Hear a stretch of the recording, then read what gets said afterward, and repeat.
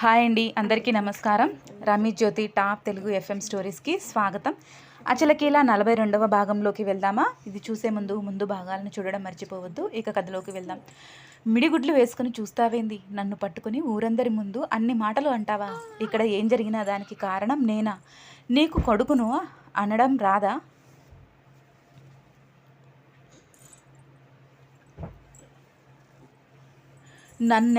నన్ననే బదులు అదేదో నీ కొడుకుని అనొచ్చు కదా, సరైన మార్గంలో పెట్టొచ్చు కదా.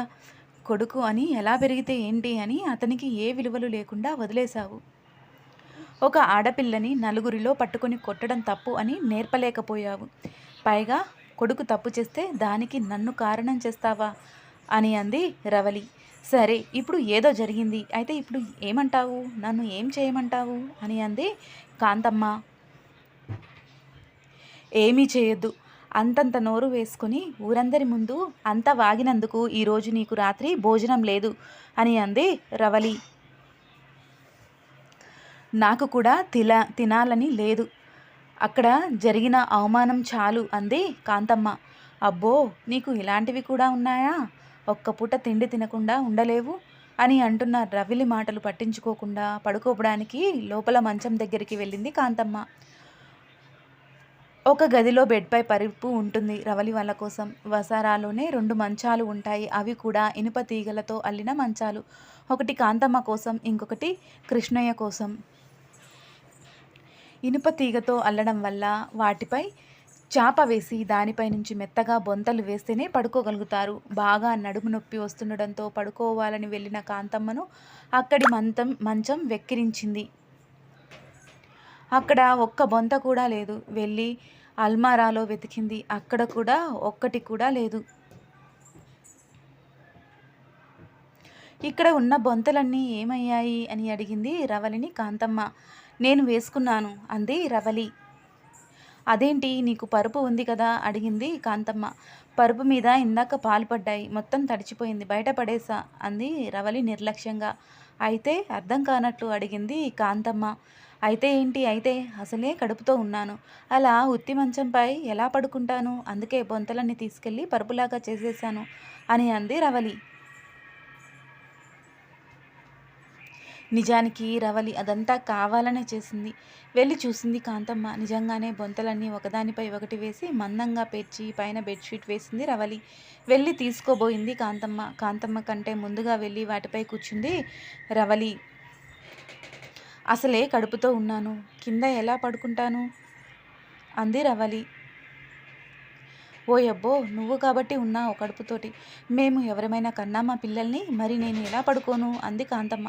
పడుకోకపోతే కూర్చో. ఈరోజు కడుపులో తిండి లేక నిద్ర లేక రాత్రి నువ్వు అనుభవిస్తావు చూడు, అదే నేను నీకు వేసే శిక్ష అని అంది రవలి. ఇప్పుడు కాంతమ్మ ఏమీ చేయలేదు. రవలిని ఏదైనా అంటే బయటికి వెళ్ళి గగ్గోలు పెడుతుంది. కడుపుతో ఉన్నాను అని కూడా చూడకుండా నన్ను రాచి రంపాన పెడుతున్నారు అని చెప్పి గోలగోల చేసింది. రవలి గురించి బాగా తెలుసు కాంతమ్మకు. ఇప్పటికే అక్కడ పంచాయతీలో అమల పరువు తీసింది అనుకుంటూ ఇప్పుడు దీనితో కూడా ఎవరు పడతారు అనుకుని వెళ్ళి కింద చాప వేసుకుని పడుకుంది కాంతమ్మ. కానీ పడకన ఏమీ లేకపోవడంతో ఒత్తుకుపోతూ ఉండడంతో ఆమెకి నిద్ర పట్టడం లేదు. మామ కృష్ణయ్యకు మాత్రం ఒక చాప బొంత వేసింది రవలి. ఆయన పడుకున్నాడు తిని. అర్ధరాత్రి కావస్తుంది. కాంతమ్మకు చుక్కలు కనిపిస్తున్నాయి. పడుకోలేదు, లేచి కూర్చోలేదు. కడుపులో ఎలుకలు ఒక పక్క, నరకం కనిపిస్తుంది. అప్పుడే రవలి బయటికి వచ్చింది. ఏంటత్తా, ఇంకా నువ్వు కొడుకు ఇంటికి రాలేదు అని అడిగింది రవలి. అసలే చికాకులో ఉన్న కాంతమ్మ ఏంటే నీ గోల అని అంది. కొడుకు ఇంటికి వచ్చినప్పుడు ఎందుకురా ఇంత లేటుగా వచ్చావు, ఎక్కడికి వెళ్ళావు అని అడిగి ఉంటే చిన్నప్పటి నుండి ఈరోజు నీకు ఈ గోల ఉండేది కాదు. ఇంటికి రాని నీ కొడుకు గురించి ఆలోచించవు, కానీ దాన్ని ప్రశ్నించిన కోడలిపై మాత్రం ఎగురుతావు.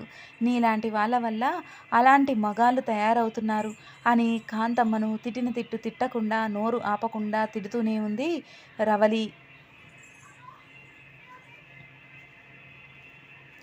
ఓ పక్క ఒళ్ళంతా హూనమైపోతుంది. ఇంకో పక్క కడుపులో ఎలకలు పరిగెడుతున్నాయి. అవి చాలనట్లు రవలి మాటలు. నరకంలో ఆ యముడు ఎలా చూపిస్తాడో తెలియదు కానీ నరకం నువ్వు మాత్రం నాకు బతికుండగానే చూపిస్తున్నావు అని అంది కాంతమ్మ రవలిని. ఈ ఊర్లో అందరికీ తెలుసులే, ఎవరికి నోరు ఉందో, ఎవరు ఎలా నరకం చూపిస్తారు. నువ్వు అమలను పెట్టిన కష్టాలు ఏంటో అందరికీ తెలుసు. నేను కూడా అమలలాగా మెత్తగా ఉంటే నన్ను కూడా నువ్వు అలాగే చేసేదానివి అంది రవలి. రవలి మాటలకు కాంతమ్మ ఏమీ మాట్లాడలేకపోతుంది. మాట్లాడడానికి కూడా ఆమెలో ఇంకా ఓపిక లేదు. అశోక్ పంచాయతీ నుండి రాగానే అట్నుంచి అటే నరహరి దగ్గరికి వెళ్ళాడు. ఇద్దరూ కలిసి ఊరి బయట చెట్టు కింద కూర్చుని తాగడం మొదలుపెట్టారు. మళ్ళీ అప్పటి నుండి అంతా అమలదే తప్పు అన్నట్లు ఆమె బరితెగించింది. అందుకే నిన్న ఇలా చేస్తుంది అని అశోక్కి ఏదో ఒకటి ఎక్కిస్తూనే ఉన్నాడు నరహరి. అలా అమలపై కోపంతో తాగి తాగి అర్ధరాత్రి అవుతుండగా ఇంటికి చేరుకున్నాడు అశోక్. అప్పుడే ఇంట్లోకి అడుగు పెడదామని అనుకుంటున్న వాడికి తల్లి తన భార్య గొడవ పెట్టుకోవడం వినిపిస్తూ ఉంది. జీవితం ఎక్కడ పోయినా మనశ్శాంతి అనేది లేకుండా పోతుంది అనుకుంటూ లోపలికి వచ్చిన అశోక్ని చూసి ఇద్దరూ నోర్లు మూశారు రవలి ఇంకా కాంతమ్మ. ఇద్దరూ అశోక్ వైపే చూస్తున్నారు. ఏంటి అలా చూస్తున్నారు? ఆకలేస్తుంది, అన్నం పెట్టండి అన్నాడు అశోక్. రవలి వైపుకు చూసింది కాంతమ్మ. నాకు సంబంధం లేదు అన్నట్టు లోపలికి వెళ్ళిపోయింది రవలి. లోపలికి వెళ్తున్న రవలిని ఏమీ అనలేక అమ్మా నువ్వైనా అన్నం పెట్టు అని అన్నాడు అశోక్.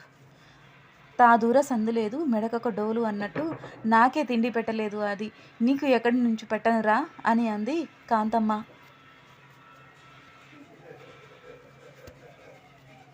అదేంటమ్మా అన్నాడు అశోక్ చిరాకుగా. అది వండలేదురా మనకు అంది కాంతమ్మ. అది వండకపోతే నువ్వు వండొచ్చు కదా అన్నాడు అశోక్. పంచాయతీకి వచ్చి అక్కడ జరిగిందంతా చూసింది. నువ్వు ఈరోజు తినడానికి లేదు అని చెప్పింది. నాకేమో అసలు వండడానికి చేత కాలేదు, పడుకోవడానికి కూడా ఒక్క బొంత కూడా లేకుండా చేసింది అని కళ్ళు ఒత్తుకుంది కాంతమ్మ కొడుకు ముందు. అమ్మా నువ్వేనా ఇది? అది ఏదో చేస్తే దానికి నువ్వు తక్కి ఉంటావా? నువ్వు వండుకొని తినొచ్చు కదా, అది పక్కా ఇవ్వకపోతే నువ్వు వెళ్ళి తీసుకో అన్నాడు అశోక్. ఏం చేయాలిరా, నీ పెళ్ళాం పెద్దదాన్ని అని కూడా చూడకుండా నెట్టేసింది అని చెప్పి ఏడుస్తూ ఉంది కాంతమ్మ. అశోక్కి చాలా కోపం వచ్చింది. ఆ కోపంతోనే లోపలికి వెళ్ళాడు. ఏంటిది రవలి, ఇలా చేస్తున్నావేంటి అన్నాడు అశోక్. లేచి నిల్చుని కొంగు నడుముకు దోపింది రవలి. నేను చేస్తున్నానా? చేసింది అంతా నువ్వు. ఇంటి పరువును బజార్కి ఇచ్చావు. అసలు అయినా నువ్వు అమల దగ్గరికి ఎందుకు వెళ్ళావు? అది లేకుండా ఉండలేకపోతున్నావా? అలాంటప్పుడు నన్నెందుకు పెళ్లి చేసుకున్నావు అని అంది రవలి. అది కాదు, అది ఎవరితోనో మాట్లాడుతుంది, అందుకే కోపం వచ్చింది అన్నాడు అశోక్. అది ఎవరితో మాట్లాడితే నీకెందుకు? మరి నువ్వు వేరే వాళ్ళతో కాపురం పెట్టావు కదా, మరి అమల ఏం చేయాలి? ఈరోజు అమల స్థానంలో నేను ఉండుంటే అమల చెప్పు కిందికి దింపింది కానీ నేను ఆ చెప్పుతో కొట్టి కానీ ఊరుకునేదానిని కాదు అని అంది రవలి. రవలి మాటలకు పౌరుషం పొడుచుకు వచ్చింది అశోక్కి. ఏంటి పిచ్చి పిచ్చిగా మాట్లాడుతున్నావు? ఏదోలే పోనీ అని ఊరుకుంటున్న కొద్దీ రోజు రోజుకి ఎక్కువ చేస్తున్నావు అన్నాడు అశోక్. ఎవరు ఎక్కువ చేశారు? నువ్వు ఇలాగే ఉంటే ఇంకొకసారి అమల జోలికి వెళ్తే మాత్రం నేను ఊరుకోను అంది రవలి. ఊరుకోక ఏం చేస్తావే అంటూ వెళ్ళి రవలి జుట్టు పట్టుకున్నాడు అశోక్. అలాగే అశోక్ చేతులను పట్టుకుని వెనక్కి నెట్టేసింది రవలి. ఏం చేస్తానా, రేపు వెళ్ళి నీ మీద గృహహింస కేసు పెడతాను పోలీస్ స్టేషన్లో.